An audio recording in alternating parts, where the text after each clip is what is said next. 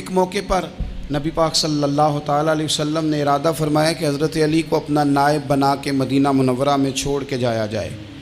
محبوب کریم علیہ السلام جب بھی تشریف لے جاتے تھے تو کسی ایک کو نائب بنا کر مدینہ منورہ میں چھوڑ جاتے۔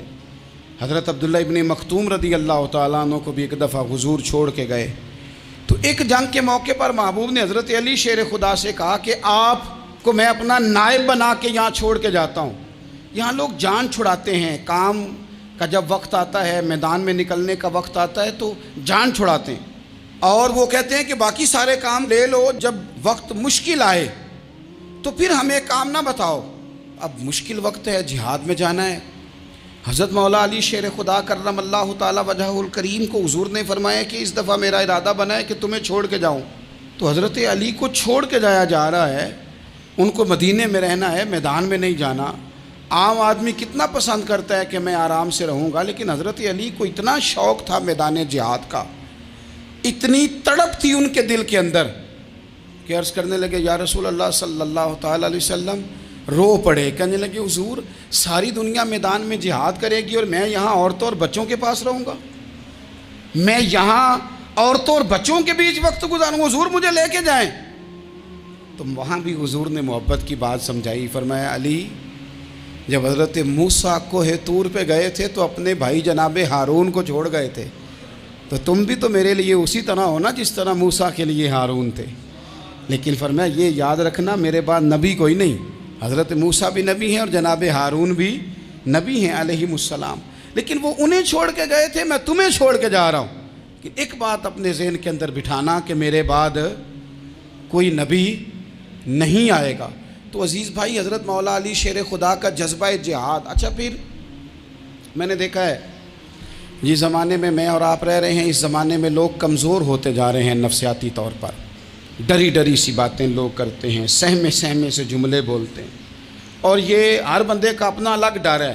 دانشوروں نے لکھا ہے کہ غریب آدمی کا ڈر تھوڑا ہوتا ہے اور جو اونچے عہدے پہ چلا جائے اس کا ڈر، یعنی زیادہ ہاتھ اپوزیشن کے نہیں بندے ہوتے، حکومت کے بندے ہوئے ہوتے ہیں۔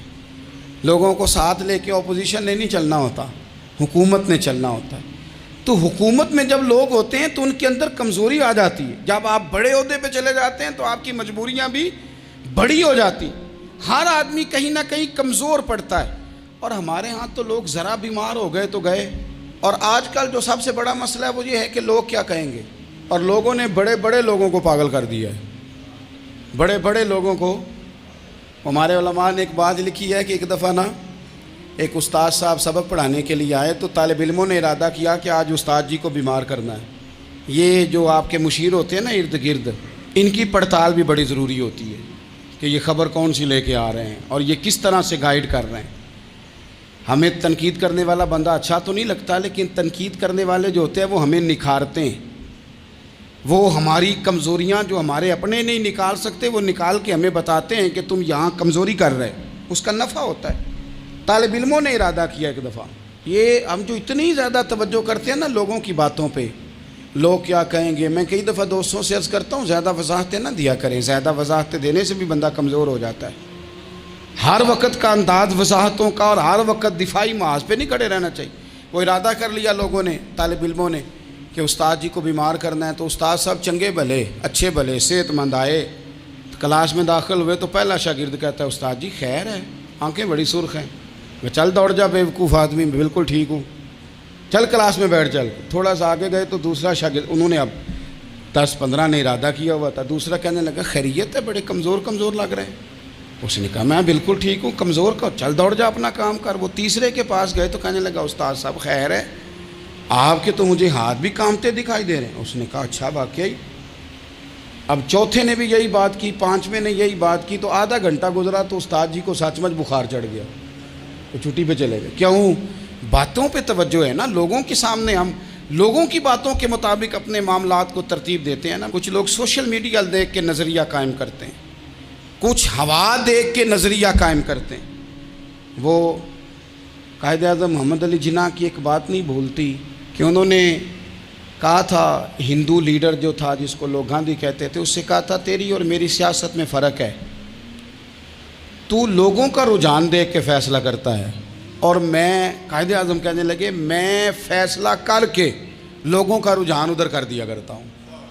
یہ کمال ہوتا ہے کسی شخص کا کہ اس کا اپنا نظریہ غالب آئے، بجائے اس کے کہ وہ دیکھے آج کل لوگ کیا کہہ رہے ہیں تو لہذا میں اس طرح کا ڈال جاؤں.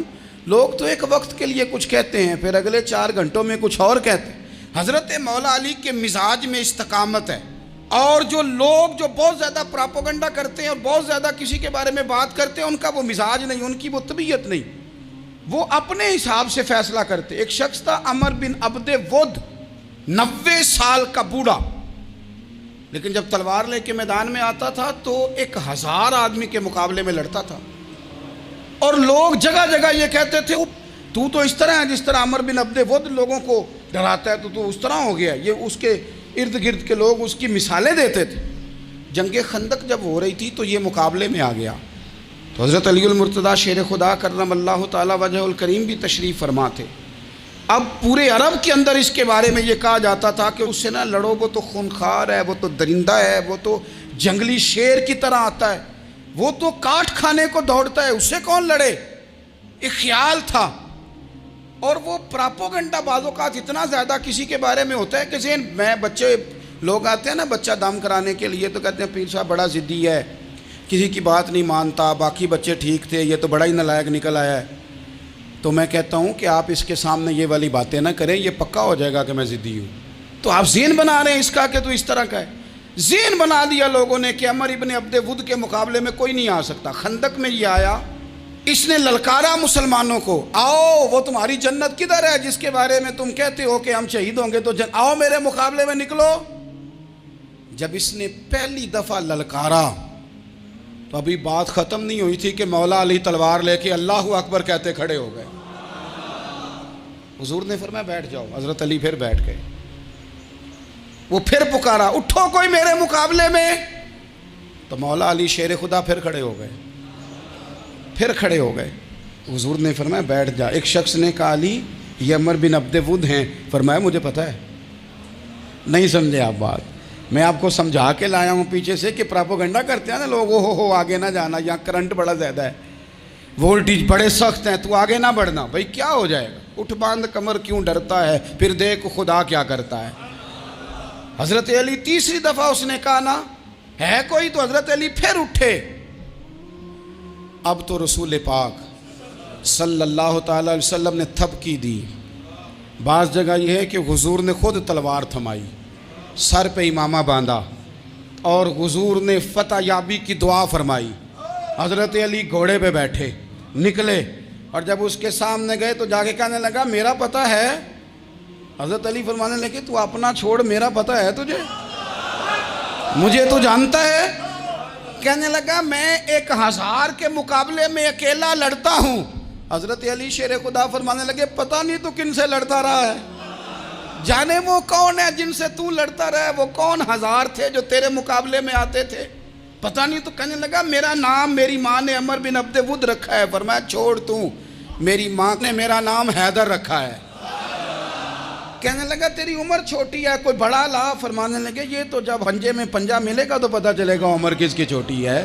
ابھی تو کہانیوں سے متاثر کرنا چاہتا ہے، تو چاہتا ہے کہ تو پریشر ڈالے اور میں تیری بات سنوں، تو مقابلے میں آ، ڈینگے نہ مار، کہانیاں نہ سنا. دیواریں ہلتی رہتی ہیں اور در کانپ جاتا ہے. علی کا نام سن کے اب بھی خیبر کانپ جاتا ہے. تو مقابلے میں آ، تو باتیں بنا رہا ہے، کہانیاں سنا رہا ہے. وہ کہنے لگا تو بچہ ہے، میں چاہتا نہیں تیرا خون بہاؤں. تو حضرت علی کہنے لگے میں بڑے دن سے پریشان ہوں کہ کسی بے ایمان کا خون بہایا کیوں نہیں، میرا بڑا دل کر رہا ہے تیرا خون بہاؤں. اس نے بڑی زوردار ضرب لگائی. غصے میں اتنا پاگل ہوا، کیونکہ اس کے بارے میں معروف تھا کہ وحشی مزاج آدمی، اتنا سخت پاگل ہوا غصے میں، اس نے اپنے گھوڑے کے پیر کاٹ ڈالے. پہلے تلوار گھوڑے کو دے ماری، اس کو کاٹ کے دوڑا. یہ کیوں کرتے تھے لوگ، عرب کے لوگ اس وقت یہ کام کرتے تھے کہ ہم نے گھوڑا ہی مار ڈالا ہے تاکہ ہم بھاگ نہ سکیں. کہتے ہیں نا کشتیاں جلا دی ہیں کہ اب واپس جانے کا راستہ ہی بند ہو جائے. گھوڑے کے پیر کاٹ ڈالے کہ بھاگنا نہیں. اور بڑی زور سے اس نے ضرب لگائی حضرت علی پر.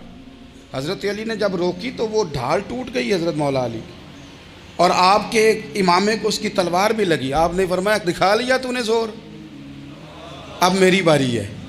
حضرت مولا علی شیر خدا کا قد بظاہر چھوٹا تھا، صحابہ کہتے ہیں ہم دور سے دیکھ رہے تھے، اللہ اکبر کہہ کے تھوڑا سا زمین سے وہ اٹھے، تھوڑا سا اٹھے، اور پھر دوبارہ نہیں انہیں تلوار چلانی پڑی، ایک ہی ضرب لگائی اور اس کے 2 ٹکڑے کر کے اسے زمین پہ پھینک دیا۔ تو عزیز دوست، آپ یاد رکھیں گے اس بات کو کہ اپنی زندگی کے اندر مروب ہونا چھوڑ دیں، روب میں ہو۔ تاتاریوں نے مسلمانوں کو مروب کر لیا تھا، روب ڈال لیا تھا کہ ہم بہت بڑے لوگ ہیں۔ یہی آج ہمارے ساتھ بہت سارے لوگ کرتے ہیں، دلوں میں روب آ جاتا ہے، امیر رشتہ دار کا، فلانے کا، فلانے کا، پھر وہ جو مرضی کرتا ہے۔ تاتاریوں کی ایک بی بی، وہ کیا کرتی، وہ 9-10 مسلمان نوجوانوں کو سڑک پہ کھڑا کر جاتی، کہتی ادھر کھڑے ہونا، میرے آنے تک ہلنا نہ، جوان ہے لیکن روب ہے نا کہ یہ بڑے وحشی ہیں۔ اکیلی بی بی اندر جاتی، تلوار لے آتی، اور وہ کھڑے ہیں، وہ بھاگے بھی نہیں، اتنا ڈر گئے، ٹانگیں کانپ رہی ہیں، بھاگنے کی بھی جرت نہیں کر رہے۔ تسلی سے گئی ہے، تلوار لے کے آئی ہے، اور اس نے 9 جوان مسلمانوں کے گلے کاٹ دیے۔ اس روب سے نکلیں باہر، نوجوانوں سے کہتا ہوں نکلو۔ اور جن لوگوں نے دنیا میں انقلاب برپا کیا وہ غریب گھروں کے تھے، وہ لوگ تھے کہ جو بظاہر کسی بڑے قبیلے سے نہیں تھے۔ آپ محنت کریں، تعلیم حاصل کریں، جد و جہد کریں، مشقت کریں، اپنی زندگی میں کچھ مقاصد کے حصول کے لیے آگے بڑھیں۔ اور اگر آپ کہیں کہ دائیں بائیں میرے فلاں آدمی مجھے یہ مشورہ دے رہا ہے، تو کچھ لوگ دنیا میں باتیں کرنے آئے ہیں، انہوں نے باتیں کرنی ہیں اور بڑا فائدہ ہوتا ہے، ان کو باتیں کر لینے دیں، ان کو کرتے رہنے دیں۔ کام کرنے والا بندہ کام کرتا ہے اور کرتا ہی چلا جاتا ہے، وہ منزل تک پہنچ جاتا ہے۔ تو حضرت علی کے مزاج میں دلیری ہے، ہمت ہے، ایک بات۔ اور دوسری بات دانائی، حکمت۔ یہ جو ہمارے فیصلے ہیں نا جذباتی، اور جناب آج فلانے نے یہ کہہ دیا تو میرا پروگرام یہ بن گیا، تو پھر کل کسی نے اور کچھ کہہ دیا تو میرا پلان اور بن گیا۔ میں سب سے زیادہ ان لوگوں کے حق میں پریشان ہوتا ہوں جو سویرے کچھ اور کہتے ہیں، دوپہر کو کچھ اور کہتے ہیں، شام کو کچھ اور کہتے ہیں۔ بھئی آپ کا کوئی نظریہ ہونا چاہیے، کوئی ویژن ہونا چاہیے زندگی میں، آپ کے اندر کوئی حکمت اور دانائی ہونی چاہیے۔ اس کے لیے کیا کرنے کی ضرورت ہوتی ہے؟ اس کے لیے ضرورت ہوتی ہے کہ آپ کا ذہن ایک طرف ہو۔ میرے اسا فرمایا کرتے تھے زندگی میں ایک کام کر لو پر صحیح کر کے کر لو۔ ہم نے تو سارے کام کرنے ہیں۔ آج کل ہر بندہ صحافی ہے، ہر بندہ تجزیہ نگار ہے، ہر بندہ سیاستدان ہے، ہر بندہ ہی مفتی ہے، ہر بندہ ہی جناب واعظ ہے، ہر بندے کے پاس ہی کچھ مسئلے۔ اس کا نقصان یہ ہے کہ کسی کے پاس بھی کچھ نہیں۔ وہ کسی درویش نے کہا تھا کہ جب سب لیڈر ہوں تو سمجھو کوئی لیڈر نہیں، کیونکہ سارے جو لیڈر ہو گئے۔ میرے عزیز، ایک طرف ذہن کو رکھیں اور اپنے اس کام میں کمال پیدا کریں۔ حضرت مولا علی شیر خدا کو اللہ نے حکمت دی تھی۔ نبی پاک صلی اللہ تعالی وسلم کے صحابی حضرت عبداللہ ابن مسعود رضی اللہ تعالیٰ عنہ فرماتے ہیں، امام ابو نعیم نے لکھا ہے کہ حضرت عبداللہ ابن مسعود فرماتے ہیں نبی پاک صلی اللہ علیہ وسلم نے فرمایا اگر حکمت کے 10 حصے کیے جائیں نا، دانائی کے 10 حصے کیے جائیں، تو اس میں سے 9 حصے اللہ تعالیٰ نے حضرت علی کو عطا فرمائے ہیں، اور ایک حصہ باقی لوگوں کو ملا ہے۔ دانا تھے، معاملہ فہم تھے۔ کچھ بندے بڑے منافق قسم کے تھے، تو حضرت علی اذان ہو گئی تو وہ حضرت مولا علی شیر خدا کے پاس آ گئے، اذان ہو گئی، حضرت علی نے جماعت کرانی۔ ان کا خیال تھا کہ آج ہم نے جماعت لیٹ کرانی ہے کسی طریقے سے۔ ہم چونکہ زیادہ باتیں، میں دوستوں سے کہتا ہوں بہت زیادہ خبریں نہ دیکھا کرو، بہت زیادہ بھی چیزیں نہ سنا کرو۔ آپ تو میرے بھائی موبائل کے اندر چلے جائیں گے، پھر باہر کی دنیا تو اور ہے، تو تھوڑا باہر بھی نکلیں تصویروں سے، تھوڑا باہر بھی آئیں، دیگر معاملات بھی دیکھیں۔ ہمیں بڑے بڑے اچھے لوگ زندگی میں مل جائیں گے، لیکن ہم ان کے قریب نہیں جاتے، ہم دیکھتے نہیں کہ اصل بات کیا ہے، سنی سنائی چیزوں پر زیادہ گمان کرتے ہیں۔ اب حضرت علی چونکہ بڑے دانا تھے، مسلح پہ بڑھ رہے ہیں، جماعت کھڑی کرنی، اللہ اکبر کہہ رہے ہیں، بندوں کا خیال تھا نماز لیٹ کرانی ہے۔ نے فٹافٹ حضرت علی سے کہا کہ حضور ذرا وہ جانور تو بتائیے گا کتنے ہیں جو انڈے دیتے ہیں، اور ذرا وہ بھی بتائیے گا جو بچے دیتے ہیں۔ یہ اب کتنے کو بندہ جانور گنے، آہستہ آہستہ بندہ شمار کرے، ہو بکری جو ہے وہ بچہ دیتی ہے، مرغی انڈا دیتی ہے، اور گائیں جو ہے وہ بچہ دیتی ہے، اور بطخ جو ہے وہ انڈا دیتی ہے۔ بندہ تو یہ گننے لگ جائے تو حضرت علی شیر خدا یہاں ہاتھ ہیں، فرمانے لگے گھر جا کے گن لینا، موٹی سی بات بتاتا ہوں، جن جانوروں کے کان باہر ہوتے ہیں وہ بچے دیتے ہیں، جن کے اندر ہوتے ہیں وہ انڈے دیتے ہیں۔ اللہ اکبر۔ نماز کی نیت باندھ لی تم گننا گھر جا کے۔ موٹی سی بات بتا دیتا ہوں، وہ صاحب کہتے ہیں میں حضرت علی رضی اللہ تعالیٰ عنہ کو الجھانے آیا تھا، میں خود بڑا الجھ گیا۔ یہ کیا ماجرا ہے، کیا معمہ ہے کہ دو فکروں میں انہوں نے بات کو سمیٹا اور کمال کر دی۔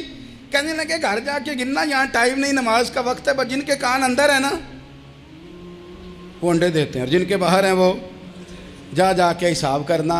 آپ ڈھونڈ لیں، تلاش کر لیں، چلے جائیں ماہرین کے پاس، پر شیر خدا شیر ہی ہیں۔ حضرت مولا علی کے جملوں میں کمال ہے، ان کی دانائی، ان کا تدبر، ان کی حکمت، ان کا فہم، ان کی فراست، ان کا کمال۔ ایک شخص بڑی دور سے آیا، اس نے کہا حضور مجھے نا لمبی باتیں یاد نہیں رہتی، 2 باتیں بس بتا دیں میں عمل کروں تو زندگی بن جائے، 2 باتیں۔ تو حضرت علی فرمانے لگے لمبی امیدیں نہ لگانا، لمبی امیدیں نہ لگانا، موت کا پتہ نہیں کب آ جائے گی۔ منصوبہ بندی ضرور کرنا آنے والی نسلوں کے لیے، اپنی ذات کے لیے لمبی امیدیں نہ باندھنا، یہ بھی کر لوں گا، یہ بھی کر لوں گا۔ ہم ریٹائر نہیں ہوتے زندگی بھر، پلان پہ پلان، پلان پہ پلان۔ تو اگر ہم پلان کر رہے ہوتے ہیں تو جو ہمارے نیچے ہوتے ہیں وہ ہمیں ریٹائر کرنے کا پلان کر رہے ہوتے ہیں۔ اولادیں تک والدین کو کمزور کرنے کے در پہ ہوتی ہیں کہ اب یہ ہٹے تو ہماری باری آئے۔ حضرت علی فرمانے لگے 2 کام، ایک تو لمبی امید نہ باندھنا، اور دوسرا فرمایا اپنے نفس کی خواہش کی پیروی سے بچنا۔ دنیا میں رسوا وہ لوگ ہو جاتے ہیں جو اپنے نفس کی خواہش کی پیروی کرتے ہیں، وہ بزدل ہو جاتے ہیں جو خواہشات نفسانی کے پیچھے بھاگتے ہیں۔ یہ کام نہ کرنا۔ تو دانائی اللہ تعالیٰ نے انہیں دی۔ پھر مزاج میں سادگی اور بلا کی سادگی۔ جوانوں، سادہ زندگی آسان ہوتی ہے۔ یہ جو زیب و زینت والی زندگی ہے یہ مشکل بڑی ہے۔ آپ یقین کریں جن لوگوں نے کپڑے پہننے ہیں نا پردے کے لیے، وہ بڑے سوکھے ہیں، جو بھی مل گیا پہن لیا، اور جنہوں نے دکھانے کے لیے پہننے ہیں وہ بڑی مصیبت ہے کہ یار میں نے اتنا مہنگا جوڑا پہنا ہے، کسی نے تعریف ہی نہیں کی۔ کوئی تعریف کر دے تو پھر کہتے ہیں دیکھا نا آنکھیں چندھیا گئی نا دیکھ کے، اور نہ کرے تو کہتے ہیں جل ہی گیا ہے پورا، ایک جملہ نہیں بول سکا۔ چونکہ مزاج ہے نا، یہاں جو آدمی کھیت سے اٹھ کے آیا نا چارہ کاٹتا، تو اس کو جہاں بھی موقع ملے گا اس نے بیٹھ جانا ہے، جمعہ پڑھنا، نکل جانا ہے۔ اور جس بچے نے 4-5 ہزار بالوں والوں کو دیا ہے نا سیدھے کر دے ذرا میرے، وہ بڑا پریشان ہے کہ میں نے اتنی محنت کی ہے کسی بندے نے دیکھا بھی نہیں۔ سادہ زندگی آسان ہوتی ہے، بندہ سوکھا رہتا ہے، اور جو تکلفات والی زندگی ہے، لوگ تعریف کریں، لوگوں سے کچھ، وہ مشکل ہے۔ حضرت مولا علی اتنی حکمت، اتنی دلیری، اتنے بڑے آدمی، لیکن ایک دن نا نبی پاک صلی اللہ تعالیٰ علیہ وسلم کو پتہ چلا کہ حضرت فاطمہ زہرا میں اور جناب علی میں کسی بات میں رائے کا اختلاف ہوا ہے، تو حضرت علی ناراض ہو کے چلے گئے، حضور ڈھونڈنے نکلے، یہ بخاری میں موجود ہے۔ سرکار ڈھونڈنے نکلے تو دیکھا کہ حضرت علی نا مسجد نبوی کے ساتھ ننگی زمین پر ایک چادر بچھائی تھی، تو وہ جب سوئے حضرت علی تو آپ نے کروٹیں بدلی تو چادر بھی تھوڑی سی رک گئی، تو سارے کپڑوں کو مٹی لگی ہوئی ہے، اور آرام سے حضرت مولا علی شیر خدا آرام کر رہے ہیں۔ میں جوانوں آپ سے کہتا ہوں یہ زندگی سوکھی ہوتی ہے۔ میں نے کھیت کی وٹ پہ، بننے پہ، کھیت کے کنارے پہ کسان سوتے ہوئے دیکھے ہیں، اور میں نے 1.5 کروڑ کی گاڑی میں نفسیات کے ڈاکٹر کے پاس بیٹھا وہ شخص دیکھا ہے جو کہتا ہے پتہ نہیں کیا بات ہے، نیند کیوں نہیں آتی۔ وہ زندگی آسان ہے، اس میں تھکاوٹ ہوئی ہے، بندہ سو گیا جہاں جگہ ملی، سو گیا، اور کچھ تڑپ رہا ہے کیونکہ وہ عادی ہو گیا ہے، یہ 2 منٹ کے لیے بند ہو گیا، اسی تو وہ گیا۔ حضرت علی وہاں آرام سے، سارے کپڑوں کو مٹی لگی ہے۔ میں مولا کائنات کی بات کر رہا ہوں، میں شیر خدا کی بات کر رہا ہوں، میں اسد اللہ کی بات، امام المشارق والمغارب کی بات کر رہا ہوں۔ حضرت مولا علی اور زمین پہ، سنگیو زمین پہ آرام سے سو رہے ہیں۔ میرے محبوب گئے اور جا کے فرمایا یا ابو تراب، او مٹی والے اٹھ جا، کپڑوں کو مٹی لگی تھی نا، مٹی والے اٹھ جا، لفظ کیا، یا ابا تراب، او مٹی والے۔ حضرت علی کو ساری حیات ظاہرہ جس نے بھی ابو تراب کہا جناب علی بڑے ہی راضی ہوئے، خوش ہوتے تھے، فرماتے تھے یہ مجھے کہو، یہ میرے نبی نے مجھے کہا ہے۔ پہلی بات زندگی میں ادب بڑا کیا مولا علی شیر خدا، بڑا ادب کیا۔ حضرت علی کہتے ہیں میں نے نبی پاک سے ایک سوال پوچھنا تھا تو میں نے 14 دن انتظار کیا، یعنی سوال جو ذہن میں آ جائے تو نمبر پاس ہوتا ہے، تو 14 منٹ انتظار ہوتا ہے، میں نے تو گھنٹے کا ہی نہیں، یعنی 14 منٹ بھی بندے انتظار، سوال ہی پیدا نہیں ہوتا۔ اور اگر پیر صاحب فون نہ ریسیو کریں تو وہ متکبر ہیں، اگر وہ فون نہ اٹھائیں تو پھر یہ ہے کہ اب دین کی بات کس سے پوچھیں جی ہم، پھر ہمارے پاس فلسفہ ہے۔ کہتے میں نے 14 دن انتظار کیا، کیا؟ مولا علی فرماتے میرے دل میں خیال تھا کہ کوئی اور آ جائے اور جو میں بات پوچھنا چاہتا ہوں وہ نبی پاک سے پوچھ لے، وہ حضور سے پوچھ لے تو میرا بھی چلو معاملہ بن جائے گا۔ اب ان سے زیادہ کو بے تکلف تو نہیں تھا نا نبی پاک کی بارگاہ میں، جھٹ پوچھ سکتے تھے۔ 14 دن، کہتے ہیں 14 دن کے بعد بندہ آیا، وہی سوال پوچھا جو میں نے پوچھنا تھا، تو کہتے ہیں حضور جواب اسے دے رہے تھے اور دیکھ میری طرف رہے تھے، جواب اسے دے رہے تھے اور توجہ حضور کی میری جانب۔ ایک ان کی زندگی میں ادب بڑا ہے۔ دوسری بات یہ کہ گہرا علم ہے مولا علی کا۔ ہمارے ہاں لوگوں کے پاس علم ہوتا ہے، اللہ ماشاء اللہ بڑے بڑے اچھے علماء ہیں، لیکن بعض جگہ پہ علم بڑا سطحی سا ہے، سطحی سا، یعنی ساری زندگی جس بندے نے علم پڑھا ہے وہ گہرائی تک نہیں اترا، یعنی اس پر عمل نہیں کر سکا۔ تو اگر میرا علم مجھے نفع نہیں دے رہا تو میرا علم کسی کو کیا نفع دے گا؟ حضرت علی کا علم گہرا تھا، سیانہ علم تھا، گہرائی والی بات کرتے تھے، بڑی سوچ سمجھ کے فیصلہ کرتے تھے اور بڑے زیرک تھے، دانا آدمی تھے حضرت مولا علی شیر خدا رضی اللہ۔ اور آپ کا فہم و فراست نرالا تھا۔ ایک شخص نے کہا جی میں نے ترس کھا کے ایک عورت سے شادی کیا، وہ بوڑھی تھی، ترس کھا کے نکاح کیا، میں جوان وہ بوڑھی ہے، پر میں قریب جاتا ہوں تو مجھے پتہ نہیں کیا ہوتا ہے، وہ بڑی جگہ پہ گیا ہوں پر میرا مسئلہ نہیں حل ہوتا، حالانکہ وہ لاوارث تھی اور شادی نہیں اس کی ہو سکی۔ تو حضرت علی شیر خدا فرمانے لگے بی بی کو میرے پاس لا، عورت کو لا۔ وہ لائے تو آپ فرمانے تیرا نکاح نہیں ہوا؟ کہنے لگی نہیں۔ فرمایا سوچ لے، چپ کر گئی۔ فرمایا کوئی گناہ کیا ہو؟ خاموش ہو گئی۔ کہنے لگی میں نے میرا آغاز تھا جوانی کا تو میں نے ایک ناجائز بچہ پیدا کیا تھا، پھر اسے پھینک دیا، آبادی میں پھینکا۔ تو حضرت علی شیر خدا فرمانے لگے یہ تیرا وہی بچہ ہے۔ چونکہ جو اس نے کیفیات بتائی ہیں وہ یہ ہیں کہ انسان ماں بہن جو اس کی ہوتی ہے نا، کچھ بھی ہو جائے، اللہ تعالیٰ نے فطری جذبے رکھے ہوتے ہیں، تو وہ کوئی حیوان ہو تو بات الگ ہے، اگر انسان ہو تو وہ مطلب انسان ماں کے سینے سے لگ بھی جائے تو اسے شفقت کا رنگ تو نظر آتا ہے، لیکن اس کے اندر وہ جذبات پیدا ہو سکتے نہیں۔ بیٹی سینے سے لگ جائے تو وہ والے جذبات اس میں تو حضرت علی شیر خدا کا علم بڑا باریک۔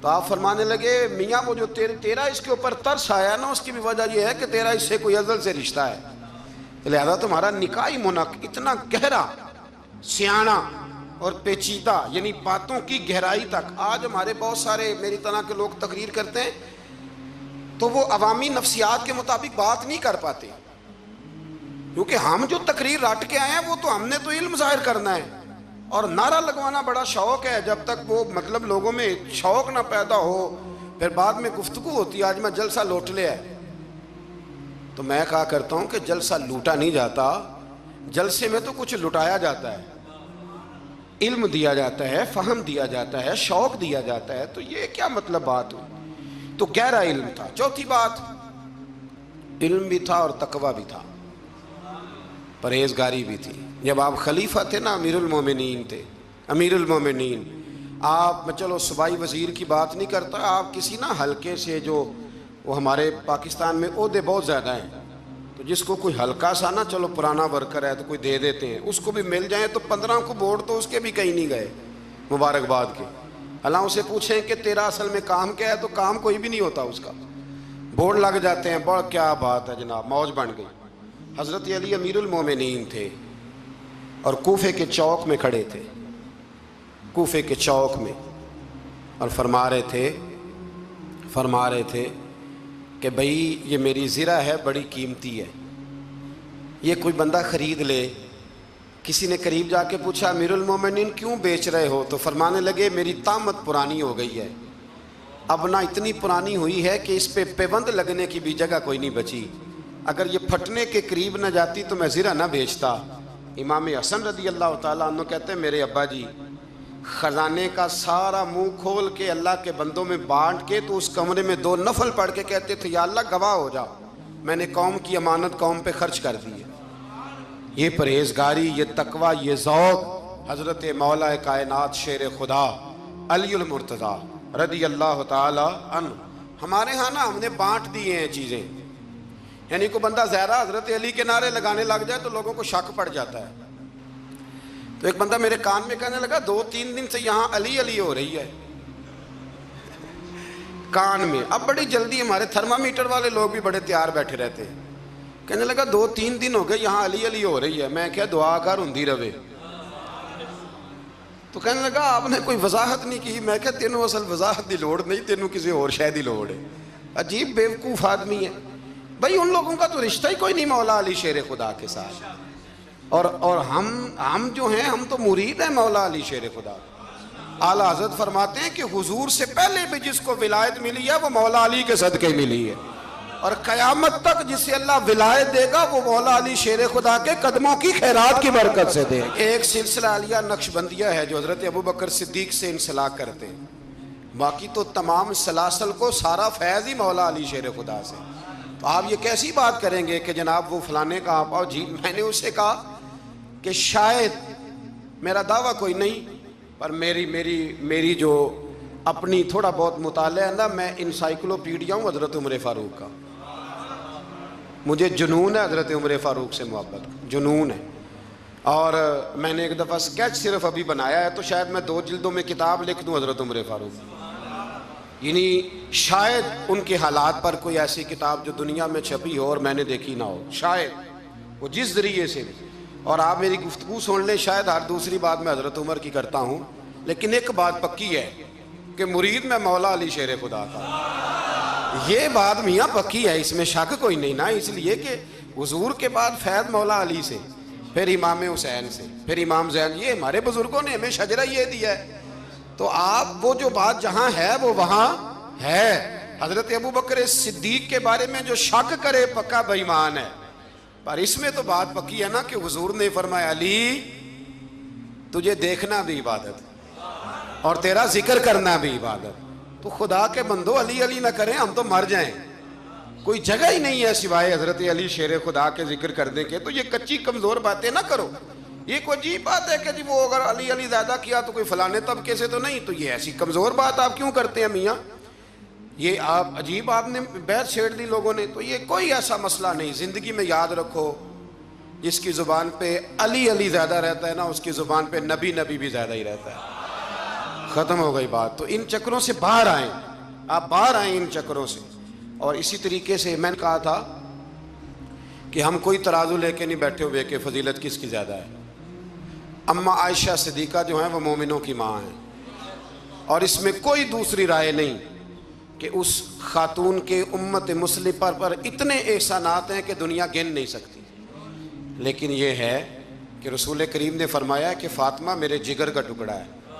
اب میں ترازو لے کے بیٹھ جاؤں کہ حضرت فاطمہ کی شان زیادہ ہے یا حضرت عائشہ کی، تو میں بیوقوف ہی ہوں نا، اس لیے کہ یہ میری ذمہ داری نہیں، یہ تو بات ان کی ہے نا۔ میں نے ایک بات سنائی تھی آپ کو پیر سید فیض الحسن شاہ صاحب کی، عالم آل شریف والے۔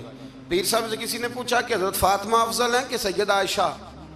تو آپ فرمانے لگے پہلی بات تو یہ کہ تجھے یہ سوال ہی نہیں کرنا چاہیے تھا، اور اگر تو نے کر لیا ہے تو پھر جواب سن لے۔ فرمانے لگے فاطمہ زوجہ ہیں حضرت علی کی، اور عائشہ زوجہ ہیں نبی پاک کی، تو علی کی زوجہ نبی کی زوجہ سے افضل نہیں ہو سکتی۔ اور پھر فرمانے لگے عائشہ بیٹی ہیں ابو بکر صدیق کی، اور فاطمہ بیٹی ہے مصطفیٰ کریم کی، تو ابو بکر کی بیٹی نبی کی بیٹی سے افضل نہیں ہو سکتے۔ وہ بندہ کہنے لگا حضرت جی رزلٹ کیا نکلا؟ کہنے لگے گھر جا کے کٹ دا رہی، تینوں گل دس چھڑی ہے، اب تو گھر جا اور رزلٹ گھر جا کے نکالتا رہے۔ میں نے تو تجھے نا بتا دیا ہے کہ جو اصل بات ہے وہ یہ ہے کہ ابو بکر صدیق کی بیٹی نبی پاک کی بیٹی سے افضل ہو سکتی نہیں. اور علی المرتضیٰ کی زوجہ نبی پاک کی زوجہ سے افضل ہو سکتی؟ باقی جا تو نتیجہ گھر جا کے نکال، نتیجہ گھر جا کے نکال. تو ہمارے بزرگ تو اس لیول پہ سوچتے، اس لیول پہ. اللہ ہمیں سمجھنے کی توفیق دے.